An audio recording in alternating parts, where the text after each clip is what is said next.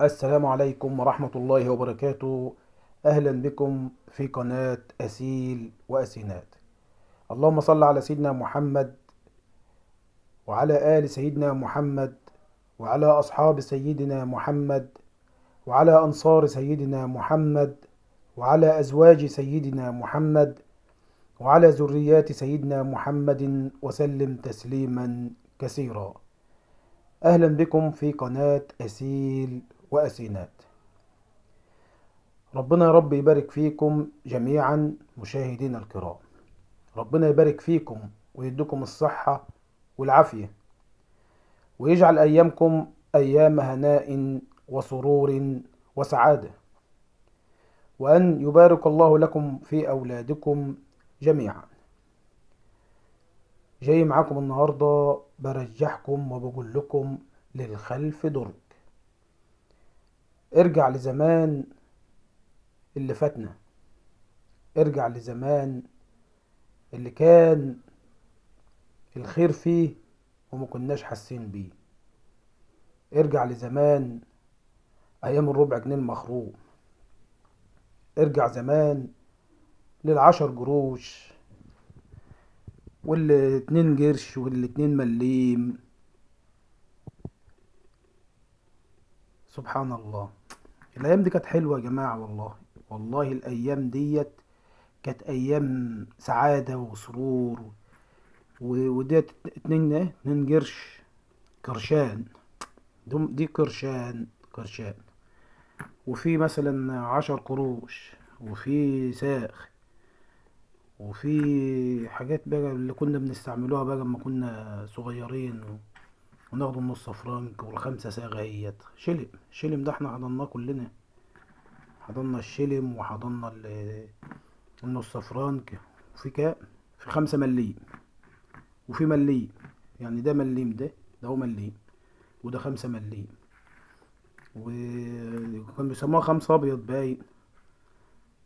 وفي 10 قروش، وفي 2 قرشين. الحاجات كده اللي كان فيها خير يا جماعة. الحاجات دي كلها يا سلام. كانت الحاجات دي بالنسبة للناس زمان كانت ثروة. ثروة المليم وال10 صاغ وال5 صاغ. كانت بتشتري كانت بتشتري أيام القشطة ما كانت بتشحت. أيام القشطة كده واللبن، طاجن اللبن، كان بيجيلك شحاتة. كان يقول لك خد يا عم. ما كانش بيتباع يا جماعة، كان عيب في الفلاحين إن اللبن يتباع. كنا بنشحتوه زمان. كنت تبقى قاعد كده مع والدك وانت صغير كده، وتلاقي اللي داخل عليك بطاجن قشطة. النهارده ثمنه بيعمل له 200 جنيه ولا 250 جنيه ثمنه. فسبحان الله، سبحان الله، كنا كده بنمسك طبق طاجن ونقعد ناكل فيه. كنا كده كل يوم والتاني تلاقي جاي لك طاجن. الطاجن ده ثمنه النهارده اقل طاجن لو صغير خالص ب 150 و200 جنيه و250 جنيه. دي مفاتيح زمان. شوف مفاتيح زمان. المفاتيح ده اهي، كنت شوف زمان دي مفاتيح حديد. مفاتيح ده اهي، مفاتيح حديد ايام ما كان الباب حديد، والباب يغيبوا يعملوا يتكوا كذا وتكه كده. سبحان الله. المفاتيح ديت كانت مثلا من كام سنه يعني فتيالي يعني كده من 20 سنه 30 سنه كانوا بيستخدموا المفاتيح دي مفاتيح حديد كلها. مفاتيح حديد والسلسله بتاعتهم اهي. دي ايام كانت ايام حلوه. شوف لما المفتاح تجيلها ازاي. المفاتيح تجيلك والله، تجيلها لوحدها ربع كيلو. مفاتيح حدادي. اه، مفاتيح حدادة. لما كنا بنتكلموا القرآن الكريم اتكلم عن أيام قارون لما قال إنما أوتيتوه على علم وأن مفاتحه لتنوء بالعصبة إلى القوة. يعني المفاتيح بتاعت قارون ديت كان بيشيلها عصبة من الرجال ما يقدروش يشيلوها ويقعوا بيها. شوف بقى مفاتيح الخزائن دي كلها. وكانت الناس بتحسده وبتقول له يا قارون، ايه يا عم ده كله والهان، وكله كان بيتمنى انه يكون مكان قارون. كله كان بيتمنى انه يكون مكان. وانما خدوا الغرور. قارون بقى خدوا الغرور وقال انما اوتيته على علم عندي، وان الخير اللي انا فيه ده كله سببه علمي وذكائي وبراعتي. فان انا اكون سبب في هذه الخزائن. كان عقابه ايه بقى لما نكر وجود الله سبحانه وتعالى وفضل الله سبحانه وتعالى عليه؟ فخسفنا به وبداره الارض، واصبحوا اللي كانوا بيتمنوا مكان قارون بيقولوا وكأن الله يقدر على كل شيء ولولا رحمة الله لخسف بنا. يعني ده ربنا رحمنا سبحانه وتعالى، ما رضاش ياخدنا بذنب ايه قارون. بنشوف من رحمة ربنا وانه ما خسفش بهم الارض، لا خسف ببيته الارض. يعني دي آية كبيرة ان خسفنا به وبداره الارض. ما خسفناش قارون كده، ما خدناش قارون كده وقعدنا مثلا، لا ده هو ببيته بداره هو اتخسف بيه. كان ممكن ربنا سبحانه وتعالى ياخدهم في الرجلين، انما رحمة الله سبحانه وتعالى هم ادركوها. قالوا لولا رحمة الله بنا لخسف بنا. فسبحان الله، والله ما بدهم لحد يا جماعة، بس الايام دي كانت ايام خير، كانت ايام حلوة، ايام جميلة. ايام الربع جنيه المخروم كده، والله العظيم كان بتاع السرفيز بيجف يضرب سلام كده يقول لك يا عم استنى ربع جنيه مخروم ماشي اهو، ربع جنيه مخروم يا عم هاته. ليه؟ كان القرش ليه قيمة، كان القرش بيشتري. النهارده كنا زمان بناكل السمك الجنشر ده، الجنشر اللي هو احنا عارفينه السمك الصغير ده. ما كناش يعني، يا سلام، كنا ناكله منه كده وكان رخيص. وكان الكيلو كان ممكن ناكله مثلا تجيب لك 10 كيلو ب 10 جنيه. ممكن تدفع للراجل في الطشت بتاع السمك ده 5 جنيه و10 جنيه وتشيله وتمشي. النهارده السمك الجنشر اللي ما كانش حد بيعبره بيسموه سمك جنشر او سمك جرودي او سمك مبطرخ صغير، النهارده بقى له قيمه يا جماعه، بقى له قيمه.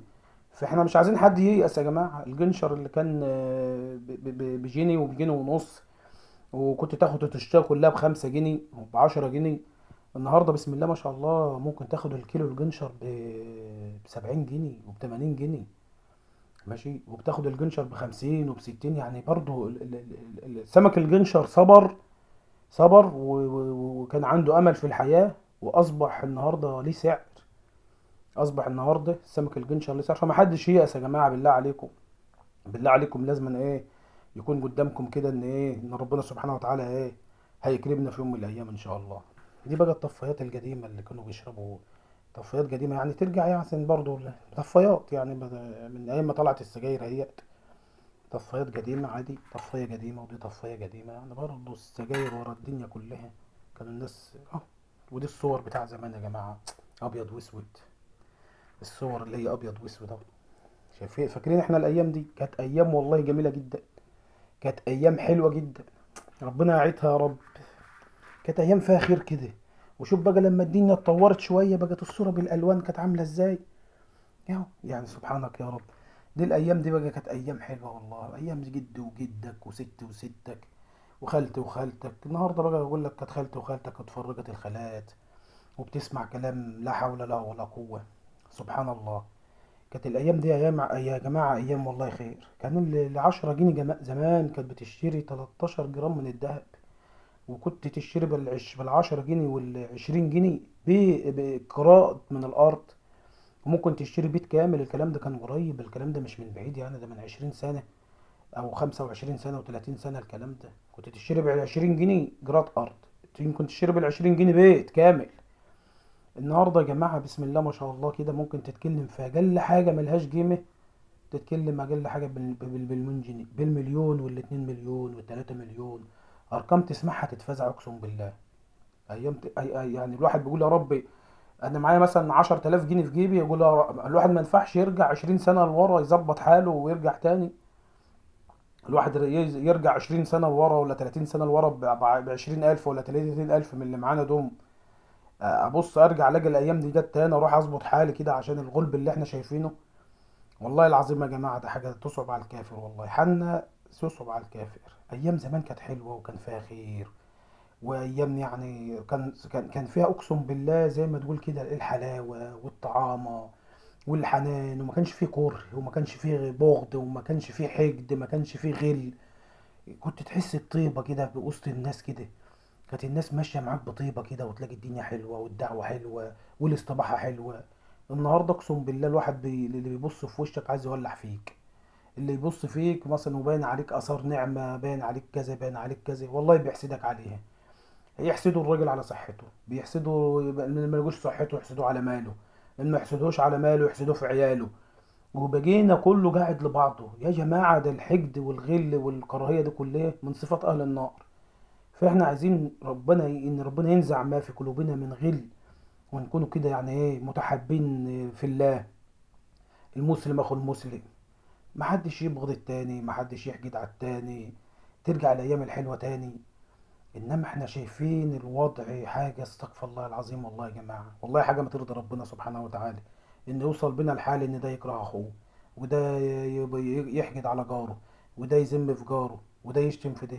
دع الملك للمالك، دع الملك للمالك يا جماعة، ما نروحوش في المهالك. ما المشكلة ان اللسان ده هيودينا في داهية. المشكلة في ان مثلا قلة طاعتنا لربنا سبحانه وتعالى هتودينا في داهية. بنبقى عارفين المعاصي وعارفين كل حاجة وبنعملوها، بس اهم حاجة يا عم ارجع لربك وقول له يا رب سامحني. ارجع لربك وقول يا رب انا عملت وعملت وعملت. حتى لو عملتها كل يوم 10 مرات، بس استغفر ربنا وقول له يا رب توب عليا. حتى ربنا سبحانه وتعالى يقول لك علم عبدي ان له ربا يغفر الذنوب فاشهدكم يا ملائكتي اني قد غفرت له. اوعى تنسى ربنا مهما تكون عاصي، مهما تكون بتعمل اعمال، مهما تكون بتعمل كل حاجه وحشه. اوعى تنسى انك تذكر الله سبحانه وتعالى. اوعى تنسى ان بص، يعني مثلا القلب بتاعك دايما خليه على صله بين الله سبحانه وتعالى. النهارده يا جماعه لما تشوف الحاجات ديت كانت بيستخدمها ناس قبلنا والسلام سابوها ومشوا. يعني الفلوس دي اللي احنا بنشايفينها ده ايه القديمه ده ايه، الناس استخدمتها وسابتها ومشت واصبح ملهاش قيمه. وبكره المليون جنيه اللي احنا بنشوفه النهارده ممكن تشوفه بعد زمن كده تلاقيه حبه ورق وملوش قيمه برضه. ماشي، وهتلاقيه برضه ملوش قيمه. وده ساب الدنيا ومشى، وده ساب الدنيا ومشى. واللي كانوا متصورين في ابيض واسود سابوا الدنيا ومشوا، وده ساب الدنيا ومشى، وده اتورث وده اتاخد منه، وكله بقى في التراب. في النهايه كلنا راجعين الى الله سبحانه وتعالى، وكلنا إلى الله راجع، وكلنا إلى الله راجع. اللي احنا شايفينه ده قدامنا يا جماعة دي كانت بيستخدموا ناس كانت محوشة. المفاتيح دي كانت في ناس محوشة ومكنزة، سابت ايه، سابوا الكنوز وسابوا كل حاجة ومشوا. سابوا عالم ده كان، عالم المفاتيح ديت كان متربس على ذهب، ولا متربس على ايه، ولا متربس على ايه. وكل واحد ساب ده كله ومشي. في النهاية كله سابه ومشي. في النهاية اللي كان بيشرب في الحاجة دي سابها ومشي. اللي كان بيطفي سجاير هنا وكان ابن ناس سابها ومشي. اللي كان واخد مثلا ميدالية والميدالية ديت برونزية، ولا الميدالية ديت تبع صندوق البريد ولا كده، سابها ومشي. اللي كان واخد مش عارف هدية والزمن عدى عليه برضه سابها ومشي. ومش عارف اللي خد حاجة زي ديت اهو برضه سابها ومشي. فاحنا كلنا يا جماعة في النهاية إلى الله راجعين. إيه العبرة من ده كله؟ العبرة من اللي احنا شايفينه ده كله ايه؟ واحنا بنفكركم بأيام زمان وأيام الحلوة والأيام ده الأيام البركة. بس يا جماعة الناس دي سابت الدنيا ورحلت، واحنا برضو هنيجي ونسيب الدنيا ونرحلوا، وهيتكلموا عننا زي احنا بنتكلموا عنهم. الناس ديت ما شافتش التلاجة. ما شافتش التلاجة طول عمرها. اللي كان بيمسك المفاتيح دي كان بيشرب من الجلة. عمره ما شاف دي فريزر، عمره ما شاف حاجات مجمدة، عمره ما شاف التكييفات، عمره ما شاف الحاجة ديت. ماشي، كان اخره بيشرب من الزير، بيشرب من الجلة. كانوا عايشين عيشة زي ما احنا كده بنشتكي من الحر، وما كانش عندهم زي المروحة ولا عندهم الكلام ده كله. انما ترجع لزمان برضو كان اللي بيبقى عنده مروحة كده صغيرة، يا سلام ده ابن ناس. واللي عنده تلفزيون اول ما طلع الابيض واسود والتلفزيون الملون ده، كانت الدنيا ياما هنا ياما هناك. انما في النهاية يا جماعة والله العظيم كلنا الى الله راجعين، كلنا الى الله راجعين. النصيحة اللي احنا عايزين نستفيدها من ده كله، والله العظيم بالله، يوم لا ينفع مال ولا بنون إلا من أتى الله بقلب سليم. أهو المال أهو تركوه مشوا، المفاتيح بتاعتهم تركوه مشي. قارون نفسه اتخسف بماله وداره الأرض وسابها ومشي. فكله في النهاية إلى الله راجع، حتى يقول الله سبحانه وتعالى لمن الملك اليوم، لمن الملك اليوم، فيجيب نفسه بنفسه، لله الواحد القهار، لله الواحد القهار. صلى على رسول الله صلى الله عليه وسلم في التعليقات، واذكروا الله وصلوا على النبي صلى الله عليه وسلم، واذكروا الله تفلحوا. وادعوا لي دعوة طيبة، اللي ما يحطليش لايك يدعي لي دعوة. واللي مثلا يحط لنا لايك ويحط رسالة ويقول اللهم صل على سيدنا محمد وعلى آل سيدنا محمد، يبقى كتر خيره. ولو عجبك الفيديو، ها، شارك في الخير واعمل لايك وشير. واستودعكم الله الذي لا تضيع ودائعه، وبحبكم في الله. والسلام عليكم ورحمة الله وبركاته.